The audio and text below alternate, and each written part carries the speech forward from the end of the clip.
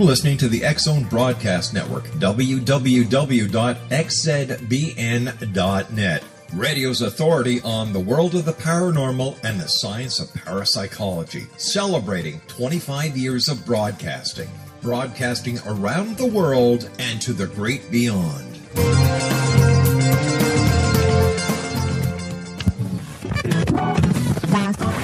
All Hit Radio.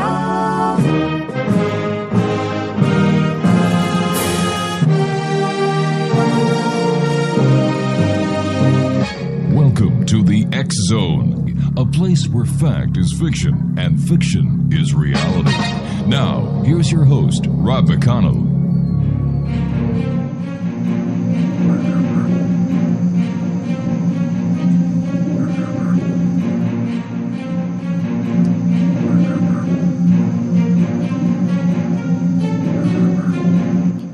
And welcome to the X-Zone, everyone. My name is Rob McConnell, and for the next 4 hours, I'm your host and your guide as together we cross the time-space continuum to this place that I call the X-Zone. It's a place where people dare to believe and dare to be heard. It's a place where fact is fiction and fiction is reality. And the X-Zone comes to you Monday through Friday from 8 p.m. Eastern until midnight, right here on the X-Zone Broadcast Network, the Digital Satellite Network, and the Digital Broadcast Network. Worldwide toll-free, 1-800-610-7035. My email address is xzone@xzoneradiotv.com. On all social media sites, X-Zone Radio TV, and our radio website where you can listen to the X-Zone 724-365 as well as the live broadcast, www.xzoneradiotv.com. My guest this hour is Linda Howe, and Linda is one of the world's foremost authorities on the Akashic Records, and she's going to be answering questions and more in her new book, Discover Your Soul's Path Through the Akashic Records, Taking Your Life from Ordinary to Extraordinary. It's published by our good friends at Hay House.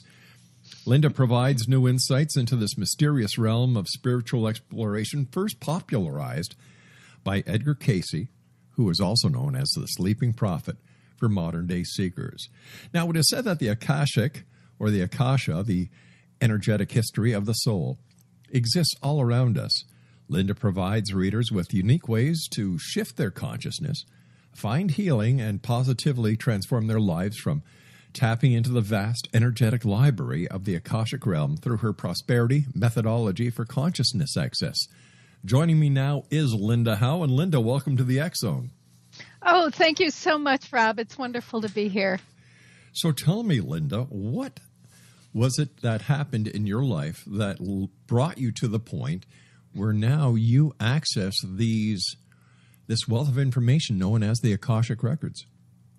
How about it? Yeah, how about it? Hey, how about it? You know what? This hey, something she did it. I planned for, but obviously life had a very big plan for me.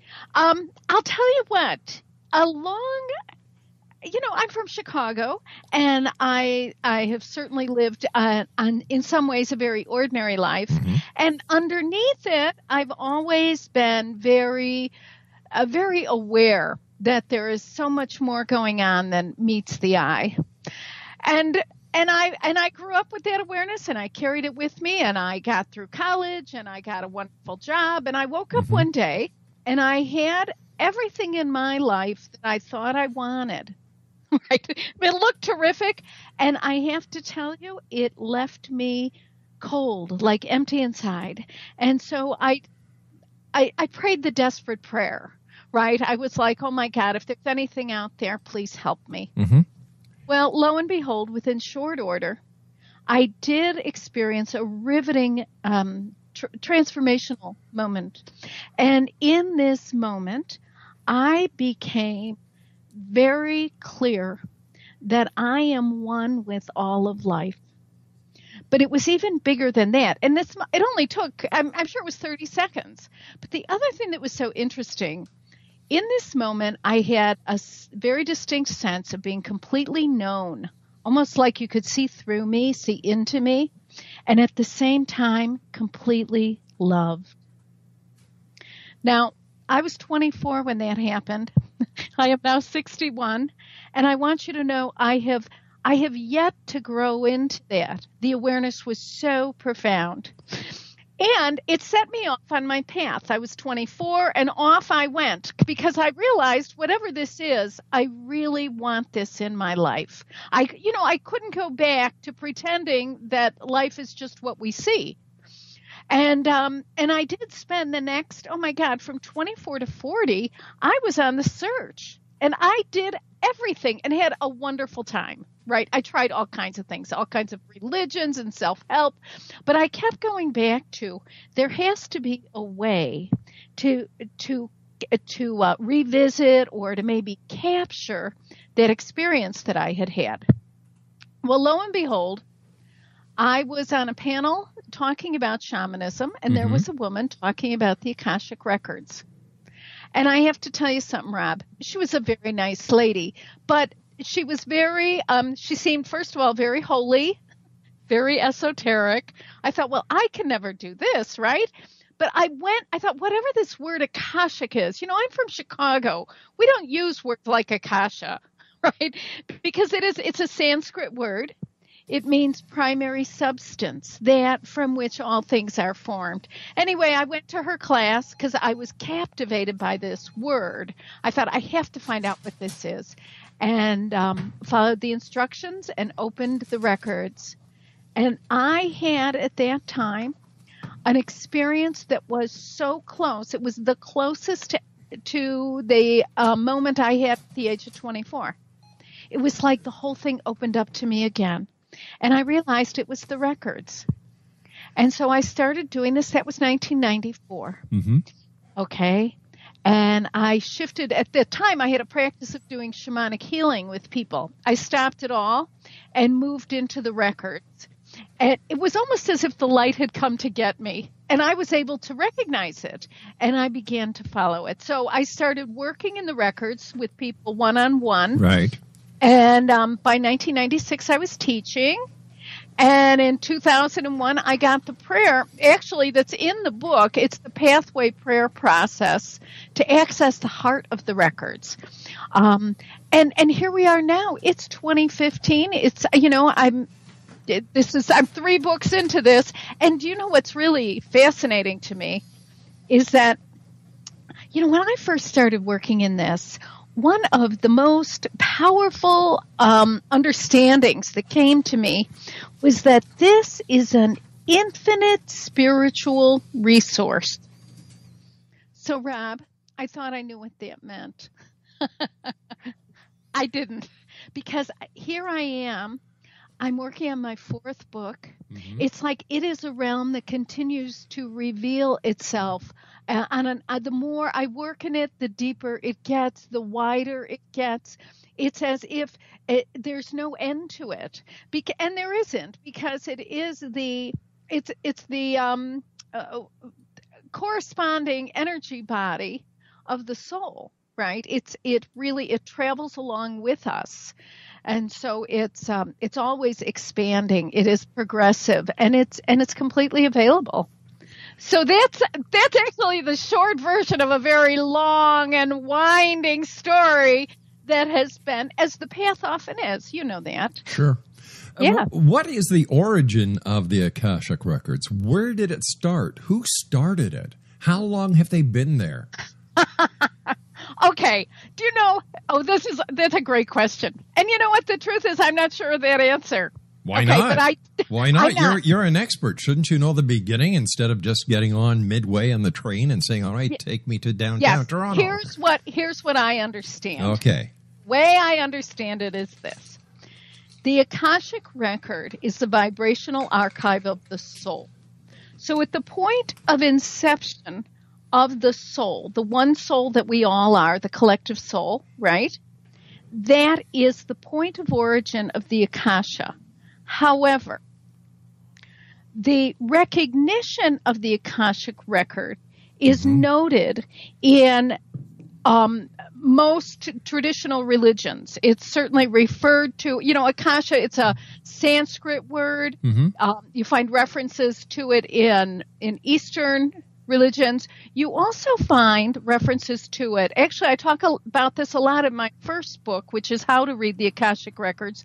But in traditional Judeo-Christian scripture, like in the Psalm 139, there is reference to that everything known is written in God's book, right? Before you're even born, it's all in the book. And so we find throughout time, there are people who argue, and I think certainly a very good case could be made, that when Moses went up to the mountain to get those 10 commandments, he was ascending in consciousness to the Akasha. Well, isn't that a stretch? Now, let me play, if you'll excuse the expression, the devil's advocate here. Oh, please.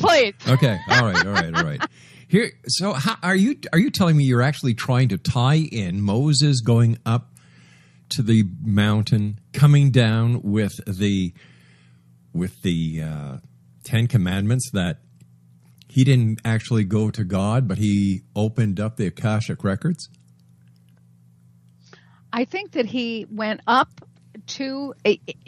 on the mountain, which really was him ascending in consciousness. And so what you're saying is that the entire story about Moses going up the mountain is a metaphor. Yes, I would say that. Why? I mean, he may have gone up the mountain. How do you know he really didn't go up there and actually was handed 10 commandments by God, and that he actually came down the mountain with the 10 commandments? Because if my memory serves me correct, through theology school, isn't that what is supposed to be in the Ark of the Covenant? Well, I'm not a theologian. Oh, okay.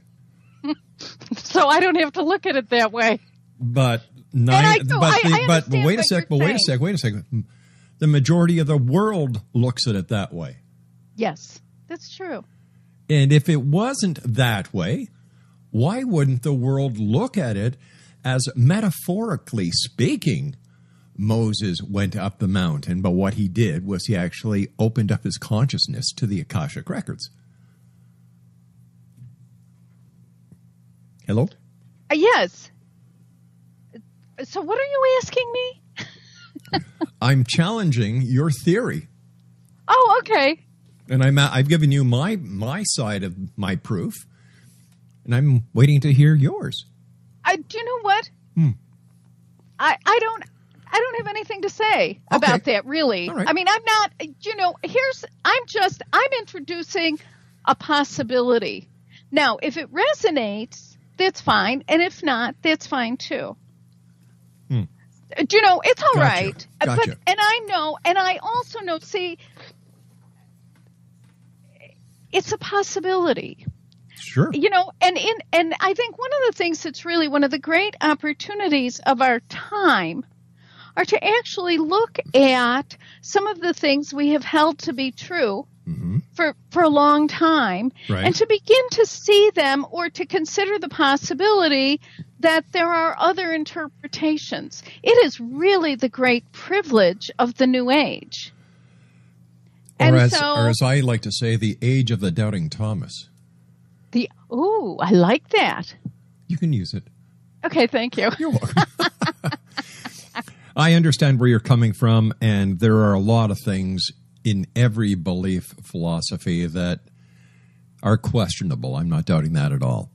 Right. I was just wondering how you came to the supposition that the story about Moses going up to the mount to receive the 10 Commandments, the holiest of written instruction given from God to mankind, that was, so revered that, this was just basically a metaphor for him going into his inner consciousness, going to the Akashic Records, and then coming down the mount. Does that mean that Moses, who came down to the mount with the tablets, would have inscribed the 10 Commandments that were given to him from the Akashic Records in his state of consciousness?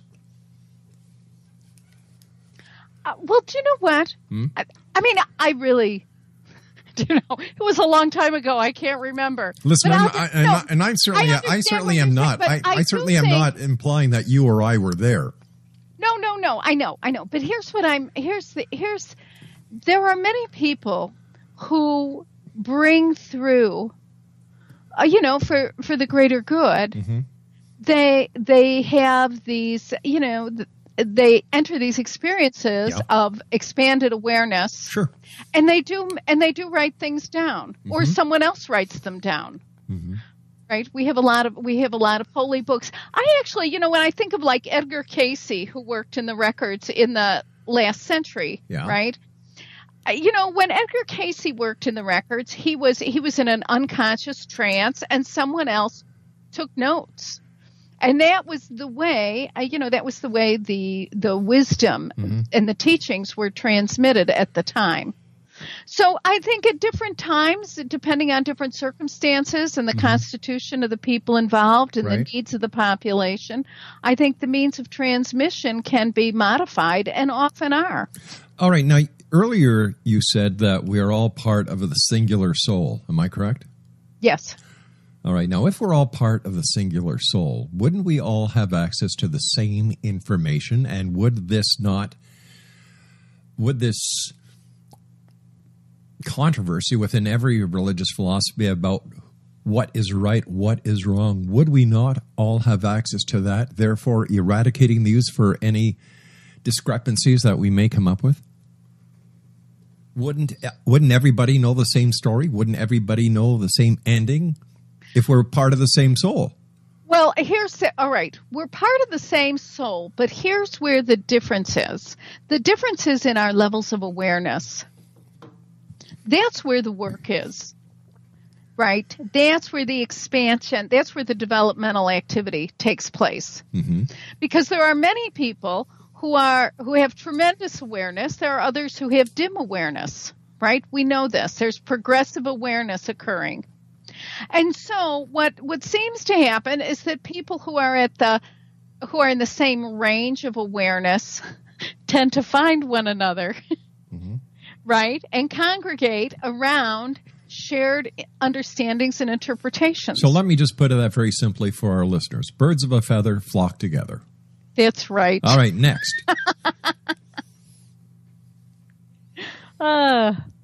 Yes. Okay, so why is it that all this information can only be related to humans in a specific state of consciousness and not the aware consciousness that we spend most of our time in?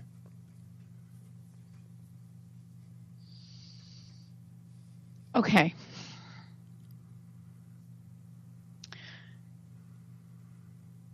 Because it's not always useful. And what's happening right now, interestingly enough, is that this is the first time in history that the Akashic Record is now available to secular people like you and I, but it has not been done en masse. Like even Cayce in the last century, he was a special case. He was distinct. He was an elitist, right, in this. I don't know about that, but that's okay. That's your opinion. Okay, the fact of the matter is Cayce did not come along and say, I know how to do this, let me tell you how. Mm-hmm. Because in the collective, we weren't yet ready for that. We had to exhaust all our other options. And now we are in this new age. We're in this shift where what's happening is individual secular people are waking up to the possibility that they are entitled, that each and every one of us are entitled to a more conscious connection with our own soul. And that's the work that's afoot at this point in time. And so in my work, using the pathway prayer process, what happens is it is a way for people to make this connection and to get used to it. Because the fact is we're in a real leap of awareness. And I know, like my mother was a wonderful person. She could not teach me how to do this. Sure. Right? Well, it's not like the generation ahead of us. We are the bridge generation. These are new possibilities opening, and we have a chance to explore, examine, and to really put these to use and to find out what's supportive, what's not, what's applicable, what's not. And that's really what's happening, I think, in the bigger picture. So tell me, why is it Edgar Cayce gets the credit for Akashic Records when it was actually Madame Blavatsky, who was born in 1831, who lived till 1891, who characterized the Akashic Records as some sort of life force? Yes, why does Cayce get the kudos for this? I'll tell you why. Okay, now this is this is my opinion. I'll tell you why. First of all, I mean, she was a theosophist, and here's Cayce. Cayce popularized the records because he brought them forth in a very Western American way. Mm-hmm. Okay? And I think that's really the critical difference, is that people were able to, what he brought through was particular, teachings and healing information. But what about Alfred Percy Sinnett, who actually wrote a book called Esoteric Buddhism in 1884? Why doesn't he get the credit? Why Cayce? I have no idea. Now, what's his name? Oh, you're the lady who's written the books on this subject. I'm just a radio guy. That's right, but you're not just a radio guy, so let's get clear on that. All right, Alfred. Well, why does Cayce? I think it's simply because Cayce, I want to say he really made it palatable. He made it understandable. It's much less. I mean, the difference between Cayce and Blavatsky is phenomenal. I mean, just in terms of presentation, communication, accessibility to the mass consciousness. That's really the difference. Marketing. Yes, okay, I'll go there. I would say you bet. But Cayce wasn't always right. Well, how about it? Yeah. I know that. Listen, I'm still waiting for Atlantis to surface on the east coast of Florida. Okay, you and me both. But listen, here's the thing about Cayce. Yeah. I mean, right. Actually, it's not even about Cayce. I mean, he was a fine man. But here's the idea. What we recognize is that the records are not the best oracle. They're not your best divination resource. Mm-hmm.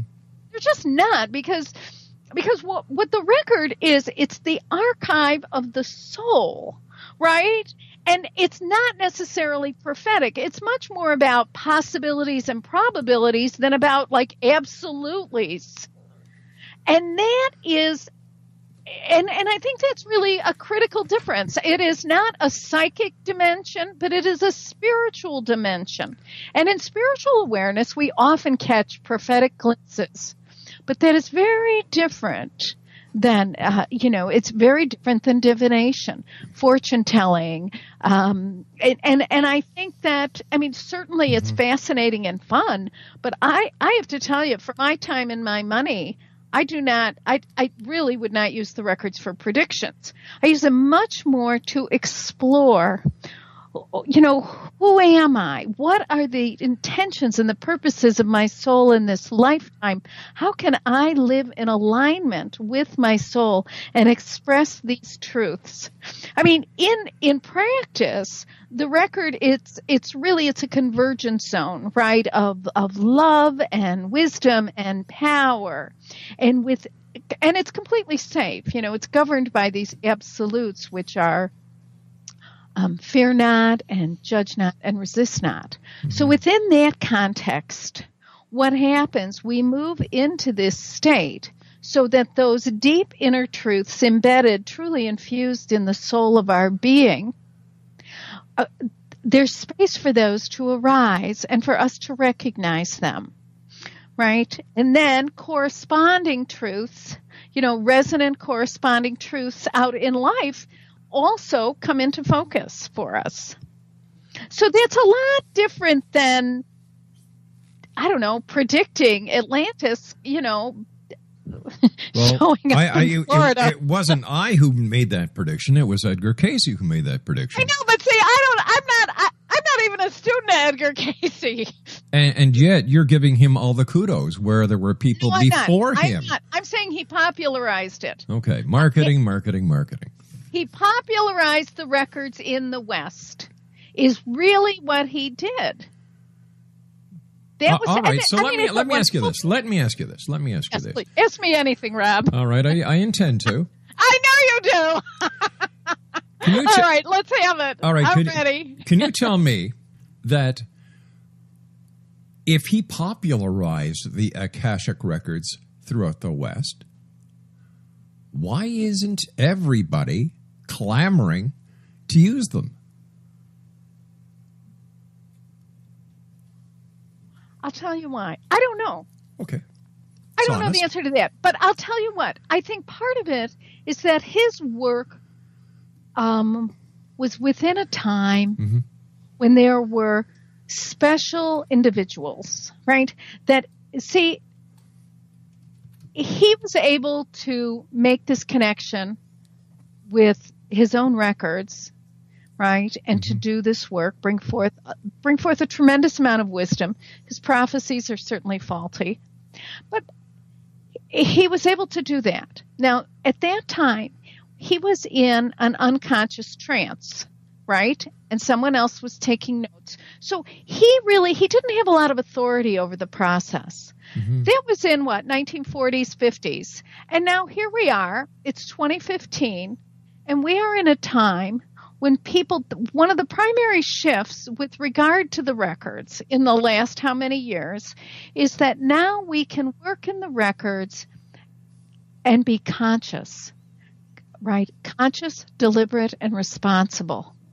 We do not have to go in. We don't have to go into a trance, okay? We can be in a state of a subtle shift in awareness that is just enough to register the impressions of the records, okay? And it's a huge shift within the record itself. When I first started working in the records in 94, it was as if we were in this, it was very secret society. It really was. It was like, that we had to be careful and we had to make sure we didn't teach people. And then if we were going to teach people, we had to be careful who we taught because, people weren't trustworthy. But what I noticed in my own practice is that the people who would come to me for readings, they would come for readings and I would be reading them and I would be like, why aren't you working in your own records? Yes, I understand there are times when we really need to, work with others to see things from another perspective, get some assistance, empowerment. I understand all of that.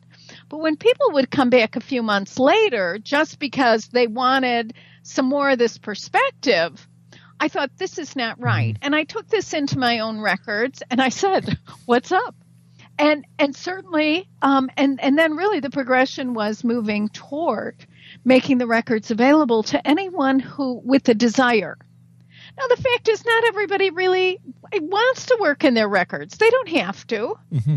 But if we want to, it's very helpful to have good training, to know what we're doing, right? To have appropriate expectations for the resource at hand. And that's what has developed, certainly in my work over the last 20 years. But if we are all part of the singular soul, yes, as you said at the beginning, right? Why do we need to learn how to communicate or how to access the records if we are all part of the same soul and others have done it, others will do it, and others are doing it? Why do we need to be taught how to do it? If we are part of the one unique soul, then this is inherent in us. We shouldn't have to learn. It's already there. I know. Listen, I hear you. I understand what you're saying. But here's what I also know. I know that, I know this from people who read my books, from people who take my classes. Here's what I know. So what you're saying is you know this.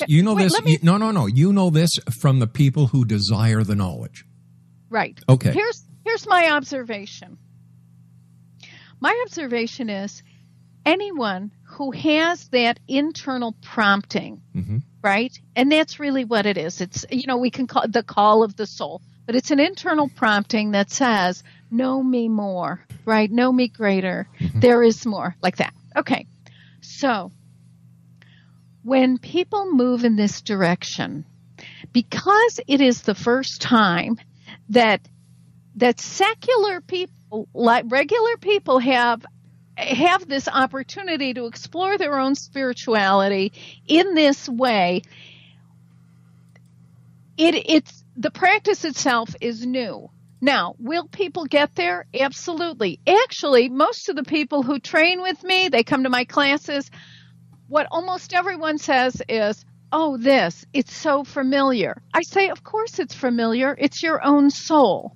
It's just getting used to finding a way to center ourselves, to hold steady. The record is really the body of light emanating from the soul, connecting us to the source.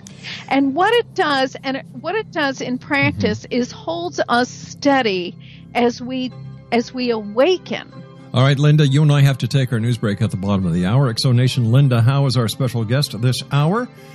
www.akashicstudies.com.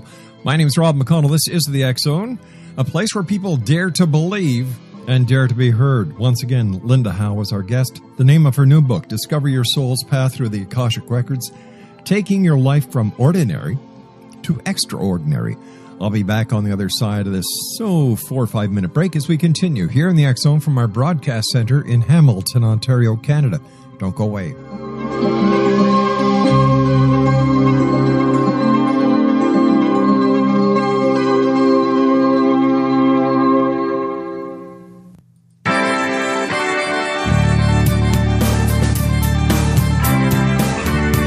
You're listening to the X Zone Broadcast Network, www.xzbn.net.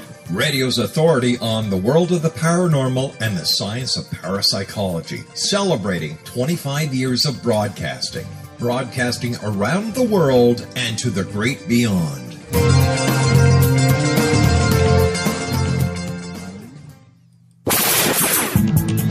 Ever wondered if your advertising dollar is really working for you? If your ad would have been here, you and more than 4 million people would be listening to it right now. Contact ads at xzoneradiotv.com.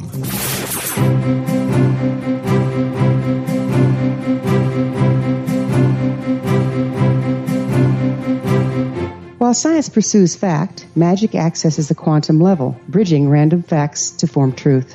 As long as science and magic remain separate and polarized, the truth cannot be known. I'm Wilda Wiecka. Join me on the Science of Magic radio program dedicated to unification and evolution of consciousness. During each episode, I'll be speaking with experienced and respected scientists and mystics. From astrologers to astronomers, from medical doctors to shaman, the scientific method to dowsing and intuition, we will weave together information from seemingly divergent practices to promote unity and enlightenment. Join me, Wilda Wiecka, and the Science of Magic right here on the X Zone Broadcast Network. For more information, visit www.thescienceofmagic.net.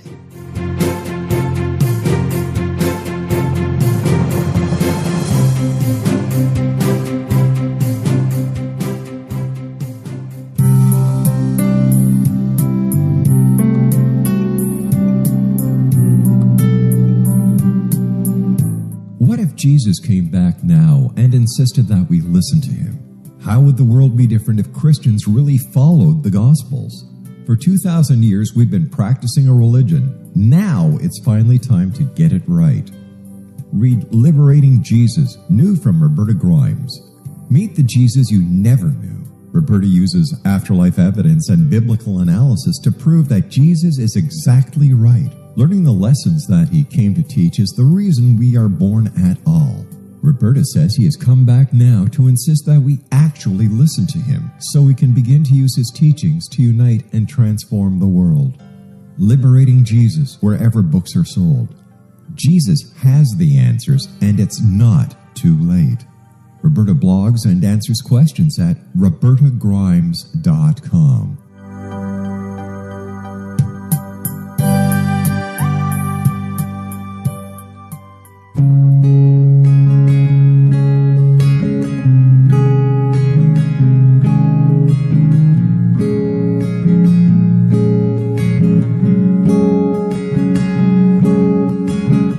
Starr began to demonstrate a metaphysical connection to the spirit world as a little girl. Her family noticed the connection, but it was a great-grandmother who told the family that Linnea was indeed gifted. The great-grandmother, who was also gifted, felt that Linnea had indeed inherited these attributes. It has been noticed that oftentimes such things are passed down through the generations. Linnea was also born with a caul, a thin white membrane across a newborn's face. Legend has it that if the baby is born with this caul, the child will have second sight, or what we call psychic abilities. Linnea's star does past, present, and future, and has the gift of prophecy. It is written within scriptures that if you are able to give factual information and prophecies indeed come true, the gift indeed comes from the divine realm. Linnea Star does large interactive groups as well as private gatherings. For more information on Linnea Star or to contact Linnea for a one-on-one consultation, visit her website at www.linneastar.com. That's www.linneastar.com.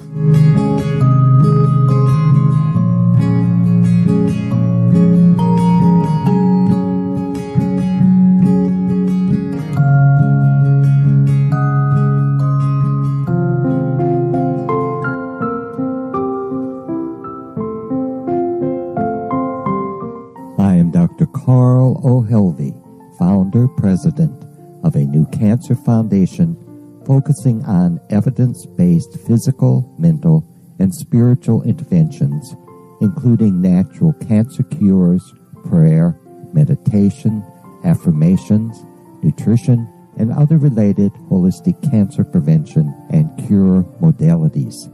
These are used in cancer education, research, and financing care. I ask for your help to continue this important work by donating at www.holisticcancerfoundation.com.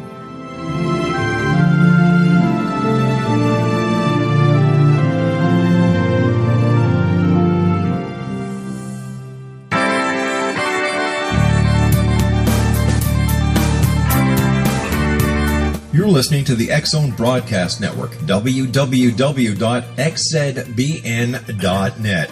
Radio's authority on the world of the paranormal and the science of parapsychology, celebrating 25 years of broadcasting. Broadcasting around the world and to the great beyond.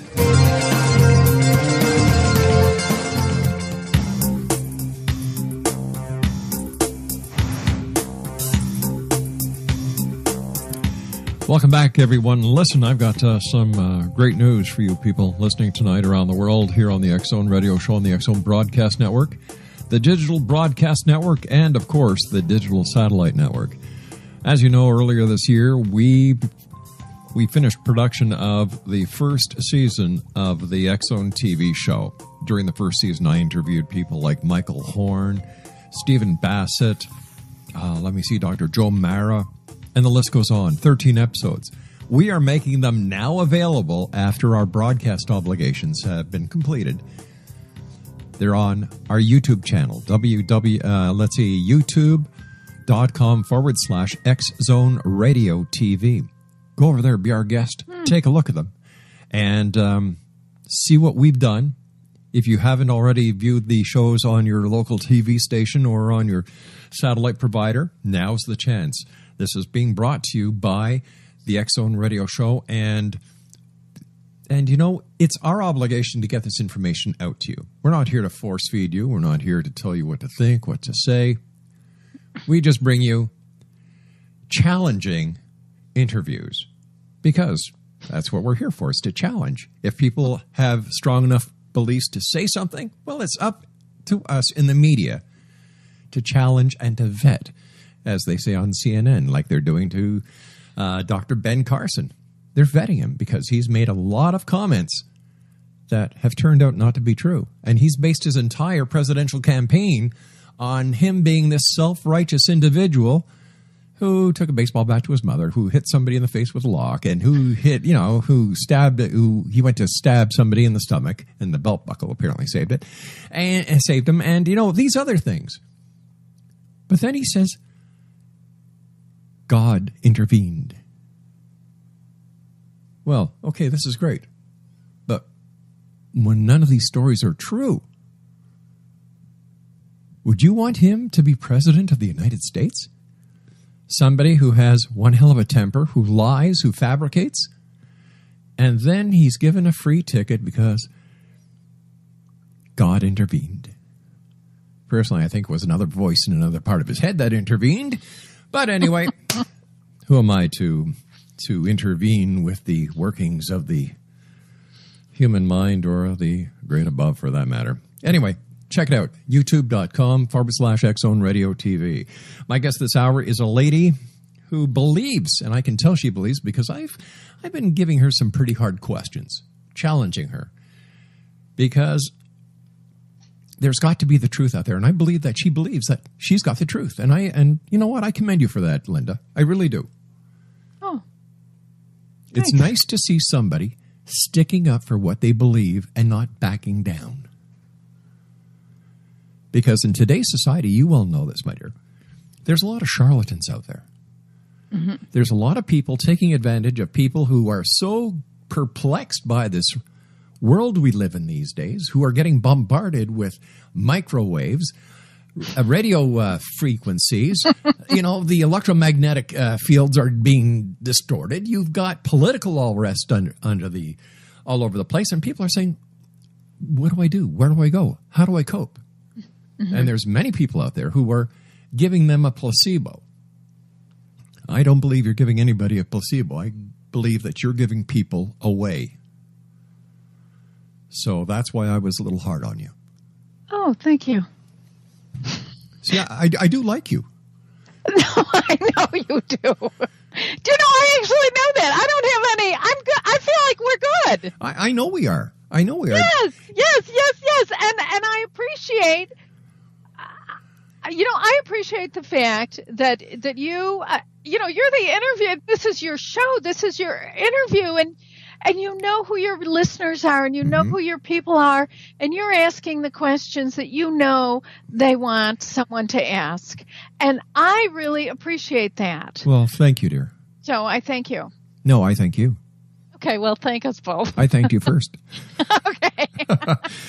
Listen, let's get back to serious stuff here, since we've both given each other nice pats on the back and we're buddies. If you and I lived closer, like Chicago's not that far, maybe I should drive down to Chicago. I'll bring some marshmallows and we'll go build a fire on the shores of Lake Michigan and we'll sing Kumbaya together. All right, you got it. Mind you, my wife will be the first one to tell you that, number one, I can't cook for beans, and number two, don't you make me can't sing either. I used to be a tap dancer, but I kept on falling off the sink and breaking my leg, so I gave that up as well. You devote a section of your book to our inner triangle. I found that very fascinating. Can you talk about that to our listeners? Oh, okay. Yes. I actually have found it quite fascinating myself. So here's what the triangle is. There are, we have within us, there are different dimensions of our being, as we know. There is the heart, the mind, and the will. Those are the three components of our inner triangle. Now, what's really fabulous is that, it seems, I think it was like the late 60s, early 70s, when it came into the mass consciousness that our hearts and our minds were connected. And I don't know about you, Rob, but I remember when that was a new idea, we were stunned. We were thrilled. We were like, oh, and you know what? It is true. The heart and the mind are connected. And those of us who have worked with that understanding have found ways to bring greater harmony, right, to these different dimensions of our being. Now, we are in the post-2012 world. And we are in the age of purpose, or the age of will. Mm-hmm. And the will is that part of, from an Akashic perspective, the will is the point at which the soul's intentions and purposes become manifest here on earth. So it's really for us that dimension of our being that facilitates the expression through action, the expression of our soul. Now, what we're looking at is that when these three are in some kind of reasonable harmony, I mean, we're not, if we all have these three parts, we all have hearts, minds, and wills, okay, what we're looking at is that each and every one of us find our own unique balance. Because like a tripod, I mean, you know how stable a tripod is. So if we look at these, these are the three components of a tripod. And when they are in harmony, some kind of balance, we as beings can accommodate more light. I know certainly with myself and my friends for many years, we were like, oh, I want to be able to transmit more light and have more light and handle more light and all of this. But the fact is... they weren't using Energizer batteries. That's why they weren't beaming out That there. was the problem. Yeah. Well, the problem is that, see, what empowers us to transmit more light is stability. Yes. Stability, right, enables it facilitates ability. So, and the stability we're looking at is the harmony of the heart, mind, and will. So that, and what I found this really, really exciting because I know for myself, I had a lot of heart, mind alignment with, so many things, but the will is a little tricky because that's the part where you have to get up and go out the front door. That's right. You've got to make it happen at that point. You've got to make it happen. You've got to carry it through. Yeah. And so, but when the three are together, whether it's a discipline that we want to introduce in our lives, if there is some dream that we've been carrying in our hearts, some idea, something that we want, something we'd like, manifestation, very popular right now. But the fact is we have to take whatever the idea is, we take it first to our mind. Exactly. Right. And if the mind says that is the most ridiculous thing I've ever heard of, then we have to modify our plan. Okay? Because we must be in agreement with our mind. Now, I'm not saying the mind is the last word, but, the mind has a job, and let's let the mind do its job. Well, yeah, I agree with you on that. In fact, I've always had this mantra, the only difference between a dream and reality is doing it. The dream is the idea. The reality is making it happen, and that takes hard work. And in my case, the final word is whatever my wife tells me it is. Well, and how perfect is that? Because that would, in this little paradigm here, that might be the heart, right? Well, yeah, and there's another mantra, happy wife, a happy life. That's true. That's true. I think isn't that one of the universal truths, one of the great spiritual laws? Actually, that was the 11th commandment. Oh, the 11th commandment. Yes. Oh, my heavens. Tell us about your workshops. Well, I'll tell you. Why don't you tell me? What would you like to know? Tell me about your workshops. Okay, I'll tell you. Tell me. Well, I'll tell you what. Tell me. In my workshops, okay, whether it's the beginning class, I have a whole series of 5 core courses. It's a full curriculum that I have developed, really, let's talk about co-creation, right? Working in my records over the last 20 years, starting with how to read the records and progressing along into more advanced work, whether it's energy healing or reconciling past lives, or we're moving along from there. The second level really is the level of personal healing, which actually came to me through my own practice, of course, where what we do is we apply the idea of unconditional self-love, and we develop a spiritual practice of unconditional self-love, working in the records. We work with gaining freedom from limiting patterns, as well as the Ascension Matrix, which is a natural part of who we are, activating gratitude, grace, and generosity. And then with my most recent book, Discover Your Soul's Path, this is really exciting because in this work, we really address one of the great challenges of the day, which is, how do I maintain my spiritual integrity while I engage effectively in the world? And so in the workshops, what we do is we do a series of guided practices within our own records. We get everybody. My work is not so much about the method. The method is the starting place. I am really very committed to people finding their own answers, discovering their own way, and making room for themselves so that when they leave the workshops, they have not only a starting place, but they've been launched. So it sounds like you're a shepherd of sorts. Well, that's a nice word. Yeah. You know, I just thought of something. Can you just imagine this? A cop stops your car and he says, hey, he runs through the regular check, driver's license, registration, and insurance, comes back to the car and says, do you have a record? Driver says, yes. Yes, Where? I do. Suspect says, the Akashic Records. Yeah. Oh, sorry about that. Okay. Stand-up comedian is scratched off the list. Oh, that's so bad. Do you know what? Once I was doing a class, this was so funny at this hotel, and it was, so I went to the front desk and I said, I'm here for the Akashic Records. Where's the room? And the kid at the desk says, oh, are you with that record company? We've never heard of it before. He was just, I felt terrible breaking his little heart, telling him, well, it's not that kind of a record company. All right, hold on here. I've got to tell you one that's just as good, and then we'll get back to the serious stuff. Okay, yes. The very first paranormal extraterrestrial symposium I ever went to was going back to 1992. Okay, this is just when we had started the X Zone radio show and the X Chronicles newspaper. And it was in Toronto at the International Center.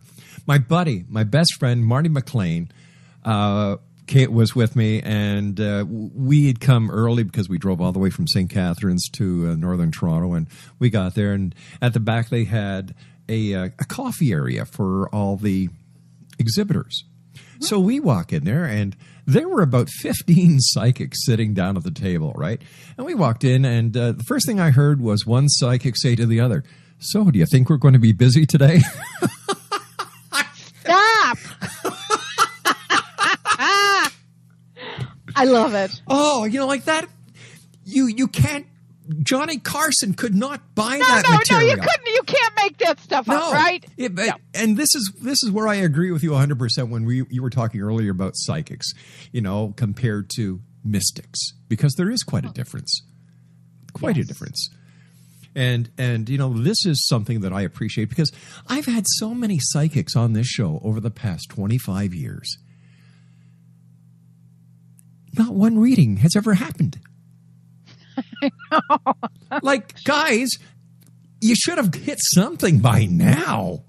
And then I had the channel who came on she was a medium, and she was telling me about my sister who passed, who was on the other side, and she had a special message for me, and she gave me the message, and she said, what do you think about that, Rob? I said, well, geez, I don't know how to tell you this, but I don't have a sister.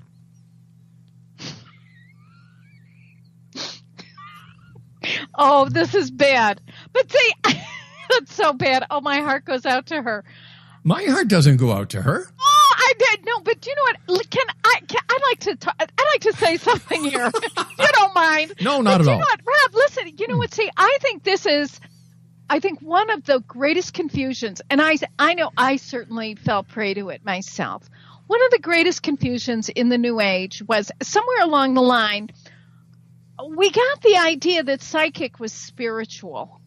And the fact is, psychic and spiritual are two different things. Yes. So I have all these people who come to me and they're like, oh, but I can't see auras. I'm like, it's all right. And I'm not clairvoyant. Well, count your blessings. I mean, that's not fun. But see, the big difference is this, that in psychic work, a lot of it is rooted in fear with the intention of gathering enough information to sidestep some of the hardships of life. Whereas a spiritual insight, a true mystic, is rooted in love and knows that by anchoring into the heart of love in whatever way is most suitable, right? Yeah. That we will be able to navigate life no matter what, because we are not living at the level of appearance. We are living at the level of spiritual truth. And you know what? That makes perfect sense, because instead of people living at the level of spiritual truth, they think that if they live to a certain level, as expected by society and by their peers, everything will work. And it's those people, in my opinion, and I'm sure that you've seen this in the many years that you've been doing this, these are the people who fall very fast and very hard because they're not following spirit. Right. By the way, my producer would like me to play for you what the last two sounds that guest heard who talked to me about my deceased sister. So, Craig, go ahead, buddy.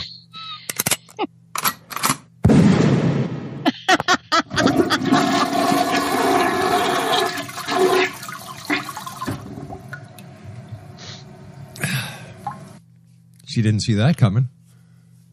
That is so funny. Yeah. It's so bad. It's, but what do you do? Like, I could not, and I would not say, you know what? That's so touching. I had to be honest. No, you had to be honest. Yeah. Yes, I would expect nothing less of you, Rob. But there you go. There you go. Listen, that's good, right? This is good. We need people to ask the questions. That's right. Challenge ideas. Really, I really get it. This is the opportunity. For me, spending time with you today, it's this is another opportunity for me to look within again, so I too can grow deeper. But not only you looking within. The people who are listening to us now around the world, the people who will be listening to this interview over the next 24 hours around the world, these are the people that you, my friend, are touching. These are the people who you are giving that alternative to. Yes. These are the people who I am sure would ask me to say one thing to you. Thank you. Oh, my pleasure. Linda, you and I have to say so long for now, but do me a favor. Come back and see us in the future. Oh, my pleasure. Thank you so much. I've had a wonderful time. So have I. God bless you. God bless you, too. And to Jill and her crew, thank you, Jill. Okay. Thanks a lot. Listen, before you go away, let our listeners know how they can get your books. Come on. Oh, my books. Books. All right, listen. Your books. My books. Okay. Amazon.com. Mm-hmm. Okay. Discover your soul's path through the Akashic Records, taking your life from ordinary to extraordinary. It's by Hay House. So you want to look at that. You can stop by my website, is akashicstudies.com, AKASHIC Studies. I have books. I'm available for consultations. You can see classes. And you know what? And if you decide to track me down, please let me know that you heard me on Rob's show. And be sure and introduce yourself that way. So thank you. Hey, Linda, it's been a great pleasure talking to you. I thoroughly enjoyed our interview, and I really look forward to the next time you join us here in the X Zone. Great. Thank you very much. Take care now. Bye-bye. Okay. Bye-bye now. Bye-bye. What a lady, X Zone Nation. I did give her a hard time in the beginning. Because, as you know, X Zone Nation, we've had many people on here who have talked about Akashic Records, who have talked about this and who talk about that. And when questioned, boy, they fold like a 15-cent deck of cards. But this lady, she's real. And that doesn't mean that just because you don't believe it, that doesn't make her not the lady she says she is. We each have our right to believe. And belief is the strongest power in the universe. Visit our website, www.akashicstudies.com. Now, I'll be back on the other side of this commercial break with the news as we bring to you an episode from The Science of Magic with Gwilda Wiyaka. Her guest this hour is Barbara Hand Plow. My name is Rob McConnell. This is the X Zone. Don't go away.